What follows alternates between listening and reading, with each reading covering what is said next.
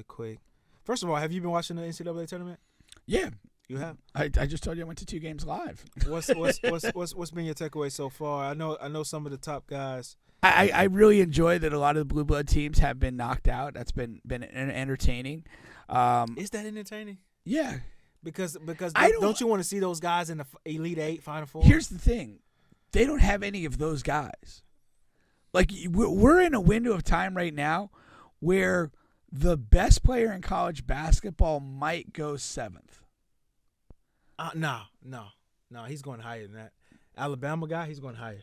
Where? How? He's going top 5. I don't know. I know. The top 5. You have Victor. You have Scoot. There was a foreign guy, and then you have the twins. He'll go before one of the twins. Maybe. Only one of the twins. But the point is, you're not. No, but I understand. You really don't have great players. Yeah. And Alabama, for me, they look like the best team in the tournament. They have the best player. Yeah. And they're a good team. And it's not just him. Yeah. They look very good. I like Connecticut, my home state team. They have a nice balance of gifts. But there's not a lot of great players. You know, Juan and I watched Duke and Tennessee the other day.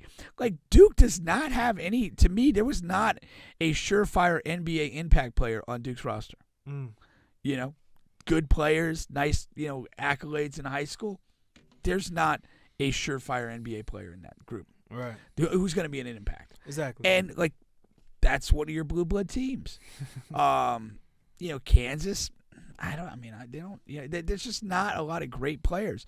And what you have in a lot of these teams is guys that have been in college basketball for a while, transferred a time or two, and they're mature. Like Tennessee is a physically mature, tough-minded team. They're going to be a tough out for anybody. Yeah. But there's not like individual great players that you're like, that guy's going to be an impactful guy in the league. So it's a very muted field. Yeah, and it's really anybody's game on that. But if anybody's a cut above, for me, it's Alabama. And beyond that, there's just and again, part of the March Madness is like the Kansas State thing. The guy that was a Gator who like passed out in a game against FSU, and was in a coma for a couple days, hospital for a couple weeks.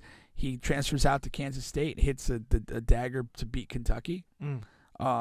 Great story. It's just, there's always good stuff to see in the tournament, but the college game is not a good game for me. The floor is very congested. The skills are limited. One of those jackasses was trying to talk about, like, we only play like 35 or 40 games, so we're able to play at a much higher intensity than the NBA. No, you're just not very good. That's the reality. Like, you're just not very good. And you guys don't really play good schemes. Yeah. There's, the floor is super congested. You're usually limited with what certain players can do or not do on the floor, which influences, your offense and defense. That's why I can really I can only tap in Elite Eight, Final Four on. Yeah. Yeah, because it's not a fun game to watch, no, especially without the stars. Yeah. I can catch a Zion, so forth, Carmelo, so forth. Yeah. You know what I mean? But without the stars, I need a championship atmosphere to get me hyped get to involved. watch. I understand. I get it. Yeah, I relate yeah. to it. That's how I feel. I watch less college basketball this year than I have, perhaps in my life. Yeah. For the last couple years, FSU had been pretty good, and so I would, kind of make a point of watching good. some of their games. Yeah. They really had a tough year, so I didn't watch much of that. And beyond that, it was, there just wasn't a lot out there, to watch. One team I did like Miami so far. Yeah, they were they're athletic, they're tough, and I liked. They were in a game with Indiana. They had the upper hand most of the thing, but right at that crunch time when it's close enough for Indiana to maybe come back, they started kind of like pressing and this and that, and Miami cut through that press and just got dunks on the other end. They didn't get conservative or like milk the clock. They were just like, all right, we're just gonna go over the top and we're gonna we'll make this a joke. And they did. So I love that mentality. You know who I will check out? I'll check out Bronny if he goes to college. I watch a lot. Oh, of for big sure. games. You just want to see. Yeah, just You want to see. Yeah. But the jury's still out whether he's going to choose college or one of these other external routes here. And I don't think. I mean, and I've said this before. I don't think college basketball is very good developmentally. You don't? So so you wouldn't advise him to go to college? I would not. Yeah, All right. I would not. I think it's really a horrible developmental environment. I think the college game, possession to possession, is overcoached, and that's why the games are so tight and just ugh. And then you combine overcoaching in games with limited time of practice and development and skill work off of the court, and then you drop a guy like Bronny into a major college campus with literally 20,000, 30,000 women that want to bang him. Like, that's not great for development.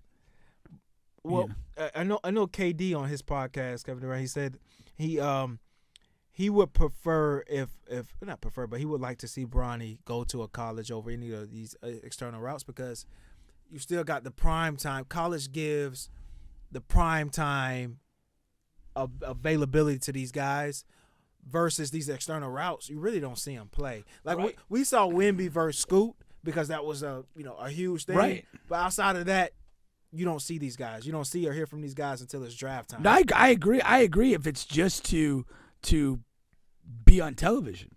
But if you look at it as pure development, I think you're better in those other pathways. But you know what my pushback to KD would have been?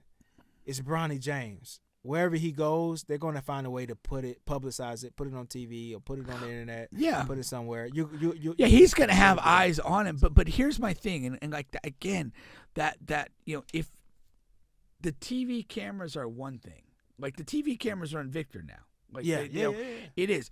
But it's the culture and the environment that becomes a distraction. Mm-hmm. And that's a uniquely college experience because you have this, you'll have this, again, like, I mentioned the women, but like this whole, like, party scene, college scene. You've got the glad handing, boosters and all of that. Like, it's just a lot of unnecessary stuff that's not connected to the craft. Yeah. And you're in a critical developmental window. And I think, I just think if in terms of pure development, the other pathways are better. No, for sure. And you're playing something closer to the NBA game, which in and of itself, I mean, you watch so many possessions in a college game, they just don't resemble anything like an NBA possession. And that's what you've got to learn to do and learn to function in. No, that's for sure, man. Well, I think we'll go ahead and end it there.